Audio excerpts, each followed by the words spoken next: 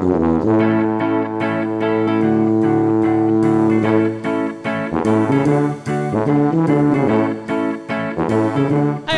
and welcome to the Double Stuff Podcast, where we are, I guess we're double the host because there's two people, and we're double. Yeah, double the topic, sort of, but it's always double the fun, and I'm Charity.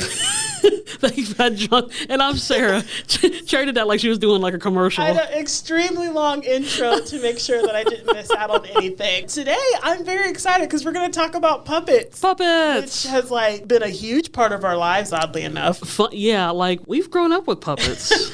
Well, you know, back before we were born, our mom was involved in like children's ministry, and she, you know, learned how to do puppets and how to do children's ministry and do ventriloquism and all that. And so we grew up, you know, since she was in charge of the children's ministry at the various churches we attended, you know, she did puppet skits. And she did stuff for kids and adults. Mm-hmm. I think the adults enjoyed it just as much as the kids did. Well, she did stuff for children's church and Sunday school. She did stuff for Vacation Bible School and different outreaches and stuff. Later, after we got older, our mom taught us how to do puppets. And there were a few different times when they would do an outreach, she would actually teach us how to do it. Yeah, and we would do the puppets with her. So usually it would be something fairly simple. There would either be like a simple lesson, or all the puppets would come out and sing a song. They would play a tape. We're from that era. We're from that era, so there'd be a cassette tape, and the puppets would lip sync to a song. We, the extra puppets, would be behind the stage singing along to the song for the other kids. I want to say we started doing that before we even hit teenage years. Like maybe oh yeah,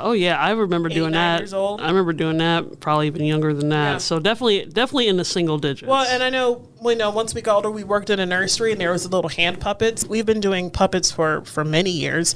And just a little shameless plug out there. Earlier this year, Sarah and I started our We Harmon Sisters page, which is separate from Double Stuff Podcast. It's just it's our Instagram and TikTok page, which we just post stuff for fun. So we actually had a chance, since we have all these puppets in the garage, we're like, we need to start using this. We just decided to do some fun videos. So we've been, at the time of this recording, there should be a decent amount of videos up.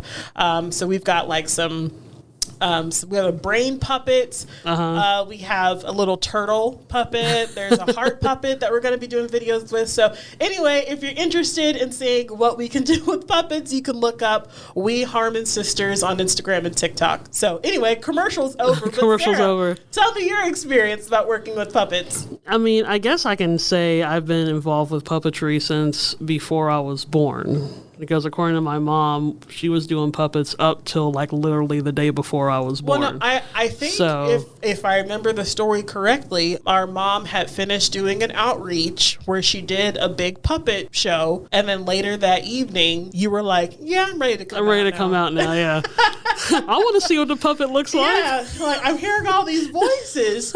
You're having a party without me. So I guess I can safely say that I was born in the puppetry family. In the hospital. She wasn't born on a puppet stage. So. Yeah. Doctor was a puppet. And then I was the dummy, like, congratulations, it's a girl.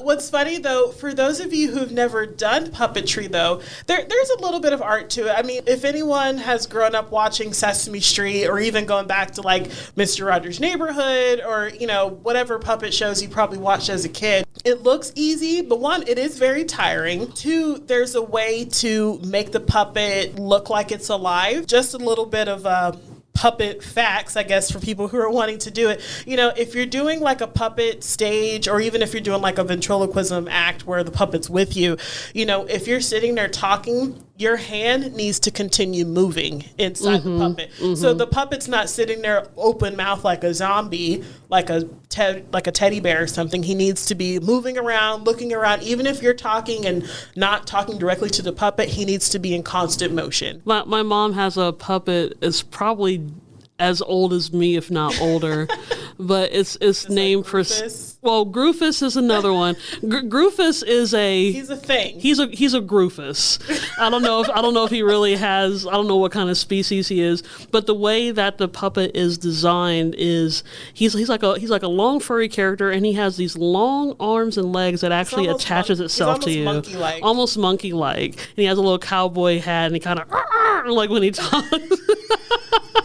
But we've had Goofus for decades. But another one I think that's just as old as Goofus, or might be older, is Priscilla. Yeah. And Priscilla is a green puppet. She's got yellow hair. I have to double check. I'm almost certain that the dress she's wearing was my baby dress. Mm-hmm. For those of you out there, that shows how... That's an old puppet. That's an old puppet right there. So if it's not one of my baby dresses, it's definitely from when I was that age. So small enough to be a puppet size. So yeah, so we've had Priscilla for a while, but like what Charity talking about, she's also a full body puppet. Yeah. So when Charity's talking about you want to add a believability and add life to your puppets, I think Priscilla is a good example. So whenever Mother does the Priscilla puppet, if she's talking, like if Mother is talking to the kids, she has Priscilla looking at her and then looking at the kids and nodding her head like she's agreeing, or while Mama's trying to say something serious and Priscilla the puppet is doing some weird like head shape and making the kids laugh, and then so it's like a double act, really. Well, and after a while, like if you keep the puppet alive, you forget that it's a puppet. Like I said, because our mom used to do puppet shows for adults. I mean, you've got like Jeff Dunham. He's made a whole comedy act of using puppets. And even though it's a puppet, and even though it's not real, it's that you're that suspension of disbelief. I guess you're willing to let your mind believe it just for a little bit, just for the fun of it. But if you make it convincing enough, your brain almost thinks that no, it's not a puppet. That green girl up there with the yellow hair is real. Yeah, like I said, because I enjoy the entertainment industry and I enjoy history. I really like watching movies and shorts of a famous ventriloquist from like the early 1930s, 40s, 50s. But it was Edgar Bergen and Charlie McCarthy. Charlie McCarthy. Very like Mortimer Snurd. And Mortimer Snurd. No. He had a whole bunch of other characters, but Charlie McCarthy and Mortimer Snurd were like the top. But he was so good. Edgar Bergen, he was kind of at least he gave the impression of a quiet, mild-mannered guy. But Charlie McCarthy was sarcastic. He was a womanizer. He was a big flirt. He always caused a lot of trouble, And when you think about it, it's hard to believe that he's doing that voice, And it was funny because in Hollywood, Charlie McCarthy got more fan mail than Edgar did, So enough for people to be, and they even had their own radio program, and they had a lot of spots in the films and all that kind of stuff. So enough for them to have their own Hollywood deal, a movie that's deal. Tiring to think about, like to have a whole show, but because I've seen people do puppetry where they have a ventriloquist act and they'll have two puppets, and they're talking as themselves, and then they're talking to puppet one, and then they're talking to puppet two, and then puppet one and puppet two were talking to each other. And they have different voices and stuff, yeah, too. I feel like if that were me, I'd get the voices mixed up or get the guy and the girl puppet mixed up. But there was a comedian that we discovered when we first moved here to Kansas. Mm-hmm. His name's Taylor Mason. Yeah.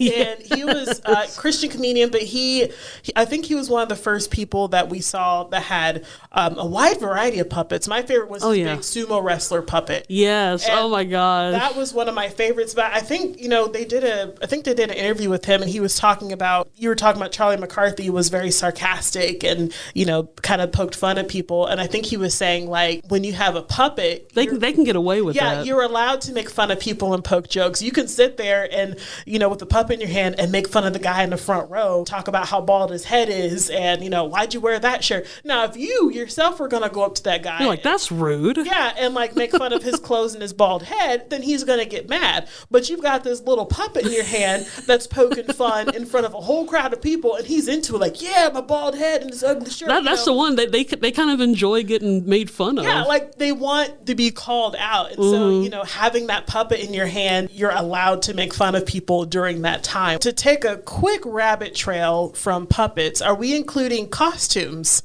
in this list of puppets? I personally think we should, because I always thought that like costumes and mascots, they're basically just oversized puppets, I think. Mm-hmm. I mean, there's still a person running them from the inside. It still is. I mean, if you think about it, like Big Bird, I would kind of consider Big Bird, I mean, he's a costume, yes, but I kind of consider him a puppet too. Just like the mechanisms and So even as a kid, I think I always thought of that as just a different type of puppet. Sweetums from the Muppets. I would still do that too, because if you see the way the mouth moves. Well, yeah, the mouth moves. It kind of reminds me of the other characters. I forgot what they're called. Those little aliens. The yep. I think they're what are they called? I think they're the aliens, or maybe they're just called Martians. Are they? I should know what they are. Should have Googled it. Yeah. I should. But they say nope sometimes. They do, yeah, every nope, once in a while. But the way their mouth kind of moves around kind of reminds me of like Sweet'em, some of those characters. So like I said, I just think it's just an oversized, over theatrical puppet. It's just, it takes a whole body to run it versus just an arm and a hand. Somebody else might disagree, but I think that's just kind of how I always used to envision it's the way it's run. Yeah. I think the first, we touched on it a little bit. I think the first shows we watched that had puppets, we had Sesame Street, and then Mr. Rogers' Neighborhood, Emmett Otter, Jugman Christmas. Emmett Otter, that's still Jim Henson. Yeah, still Jim Henson. For like Nick Jr., we had Allegra's Window. Remember that show? Oh my gosh, Allegra's Window was such a cute show. Very cute. What was so cute about Allegra, especially her character, is the way her eyes would squint when she would smile. Oh my gosh, because it's like when people smile and their nose kind of crinkles and have that. It was kind of like a puppet version of that. Like the way they did it. Like I'm always impressed with the fact that you can take a puppet that pretty much has the same facial expression and you're able to give it the impression that it has expression is impressive. But if you're able to have the mechanics to make the eyes blink, to make the eyebrows go up and down, because that even adds more to the believability of it. And you're able to do, now admittedly, I've never operated a puppet that does that, so I don't know if that's something that somebody else in the back has to work on, or if there's something in the actual puppet itself that you can do. Maybe there's a mixture of the two, I don't know, but that stuff like that always impresses me. Well, some of those, I was going to say played with, I guess. I don't know. That I've used. You worked, I said like work a puppet? Yeah, or there were some of those that I've used that there was. Operate a puppet? Operate it. Yes, that's the word. But not like hospital operation, but like. No, but there was a button on the inside where you could like make the eyes close or something. Yeah. I worked with an owl puppet the other day that had a stick in it that made the head rotate around. Oh yeah. Which was really fun. Our little sister used to watch Bear in the Big Blue House, if anyone remembers that show. And then we had Bananas in Pajamas, which those were costumes, but I thought there were some segments where they had puppets. I think so. Oh, it's been such a long time. I know a long time ago we talked about a show called Gullah Gullah Island, and they had a costume character called Binya Binya. Yeah, Pollywog. But then later on, near the more modern part of the series, they had a pelican called Chansum. Chansum Pelican. And so that one was an actual, fish in a dish, So they actually had like a puppet with that one. So I feel like it's amazing that even nowadays we still do that. I mean, the art of puppetry has been around for thousands of years. It's probably one of the earliest forms of entertainment. But it's funny that we still use that as entertainment now. If it ain't broke after centuries, But I do like the fact that even nowadays people still enjoy that. Like I said, of all ages, not just kids, but adults as well. Now, are we going to count the mechanized ones, like the old Chuck E. Cheese, the band? Remember the band that used to sit up on top? With these little robotic, like drummer and robotic. Was it Pasquale? Yeah, and Birdie. And Jasper, right? Jasper was the dog. Yeah. No, I probably won't count those. I think guess someone still had to run them, technically, in order for them to move, or were they just battery operated? Because they still blinked. Yeah. They still played the instruments. They seem rather robotic. Now, sometimes during some of the birthdays, you would actually have a Chuck E. Cheese costume come with the birthday cake. That's separate. So the animatronic. So I don't know if I would count that as puppetry. I think I would count that as robotics. Yeah, that's true. Robotic puppetry? Creepy robotic puppetry, especially when one of the eyes would get stuck and he would be like playing the drums with one eye staring at you. Start malfunctioning. I'm just trying to eat my pizza, my cardboard over cheese pizza, and he's staring at me with his one eye. It is funny because we grew up, we went to Chuck E. Cheese. I even remember, showing my age, it used to be called Showbiz Pizza. Yeah. And so, I mean, Chuck E. Cheese was the mascot, but it wasn't called Chuck E. Cheese's originally. I think I still have a token before they went to swipe cards. Yeah, that's unfortunate. I think I still have Chuck E. Cheese tokens, but I think somewhere in one of my old boxes, I think I have a Showbiz token. And okay. But see, I don't remember Showbiz. I think when we went to Chuck E. Cheese and we would get tokens, a Showbiz token probably showed up in my little box. Yeah. But I think I still have a Showbiz token because he used to have a derby hat and a bow tie.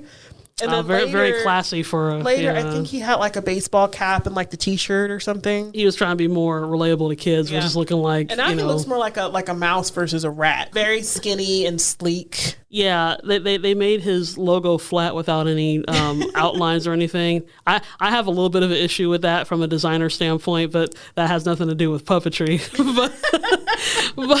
but I guess in terms of childhood, stuff like Chuck E. Cheese, and I'm sure there were other franchises like that where there was a lot of puppetry and costumed mascot character. I mean, heck, since we're talking about what you consider a puppet, what about even like sports mascots? If I'm thinking not traditional puppet, but just a regular puppet, what you think of as puppet and moving the mouth. If we go with the moving the mouth rule, I don't think a mascot for a sports team would count. That's true, yeah. Because I was going to backtrack my answer saying that maybe, Big Bird and like Snuffy, maybe they weren't because they were costumes, but their mouth still moves. Their mouth had to be operated. So like even like so maybe by definition. Well, like Disney World, like Mickey Mouse doesn't talk. That's true. Mickey, Minnie, Pluto. Yeah, that is a good point. So that's more of a costume versus a puppet. It is a costume. I feel like we're creating a definition of something that maybe someone has thought about or maybe not. That is something to consider. Oh my gosh, yeah. Like, is a costume a puppet, or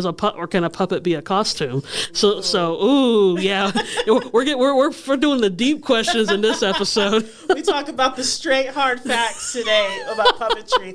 Well, before we end, we talked about doing puppets for so many years.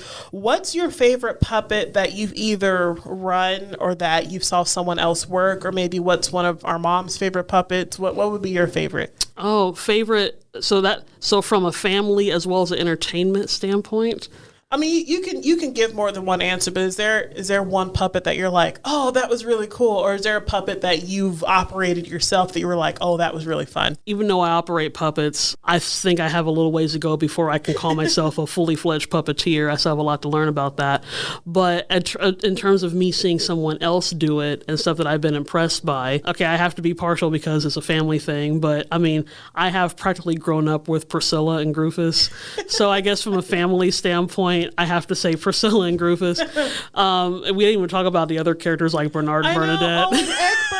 Oh, and Egbert. Egbert and OJ. And most of our puppets have names, and they are about 30 or 40 years old, so they've been around for a bit. But I guess in terms of the entertainment industry, I mean, as a kid, we did grow up with Sesame Street and stuff like that. So as a kid, definitely Sesame Street. I really enjoy Ernie and Bert. Ernie and Bert were some of my favorite characters, like people, puppets, or otherwise. I've always loved Ernie and Bert. And maybe once I got older, I really started to appreciate, like I said, I mentioned Edgar Bergen and Charlie McCarthy because I was a big fan of old movies, and it's old movies plus puppets. I think that's pretty cool, and I like the sarcasm of Charlie McCarthy. And even watching that, I kind of forget that Edgar Bergen is standing right there. And in the movies that they did, they had like a little boy with a Charlie McCarthy mask or something. Yeah, like for those faraway shots where Charlie would have to get up and walk around. So that kind of added to that belief in the films that they made that his character was alive. And Mortimer Snerd, too. Yeah, I got to double check. I'm almost certain. And the one you're referring to is a movie that Edgar Bergen did with Farrah McGee and Molly and Throckmorton P. Gildersleeve. A lot of radio actors end up doing films. I know, I have to put that in there. With names that people don't know about. That's just funny. The stuff that it just makes me giggle. But like Charity was saying, in that particular film, and I'm sure there were others, but that one comes to mind, they would have faraway shots, and then they would have... It would be a little person that would have like a Charlie McCarthy mask or something. And I believe the person that did that was a guy named Jerry Marin, who recently passed away, but he was one of the Munchkins. In the Wizard of Oz, yeah. I mean, it kind of makes sense when you think about it to have that. But again, that kind of took away the disbelief because you're like, oh my goodness, he just ran across the field. You see that? So that was actually kind of fun to see. So again, if you want to enjoy a good bit of ventriloquism and then see a quick flash of somebody in a full body, almost puppet looking thing, then look at Here We Go Again, starring Edgar Bergen, Farrah McGee and Molly, Throckmorton P. Gildersleeve, and a host of others. And enjoy. Wow, that's a big commercial there. I think we can end it right there. You can't top that. What year was that made? What year should they be looking for? Oh goodness, 1942, I think. Okay, so look for a 1942 black and white movie that has all the radio stars. Yeah, and a couple puppets. It was my introduction to a lot of people, so. But that's another episode. That's probably our listeners' introduction to them too. So that's true. They're like, we are here to educate and to entertain, much like a PBS station. They're probably like, what the heck did she just say? She just made up words. Well, if you want to ask Sara more about her knowledge of 1942 puppetry, so Sara, go ahead and tell our listeners where they can find us on social media. Yeah. Well, you can find the thing about Here We Go Again in Wikipedia, because I actually made a page about it. We'll talk about that later. You made a page? I did. Of course you did. Why am I surprised? Why did I question this? But yeah, so keep that in your pocket for another episode. But if you want to listen to all the others, you can check us out on doublestuffpod.com. And all of our newer episodes are available on different podcast platforms. Check us out on Facebook, Instagram, and YouTube at Double Stuff Podcast. And of course, as usual, on Twitter at DoubleStuffP, and that's the letter P.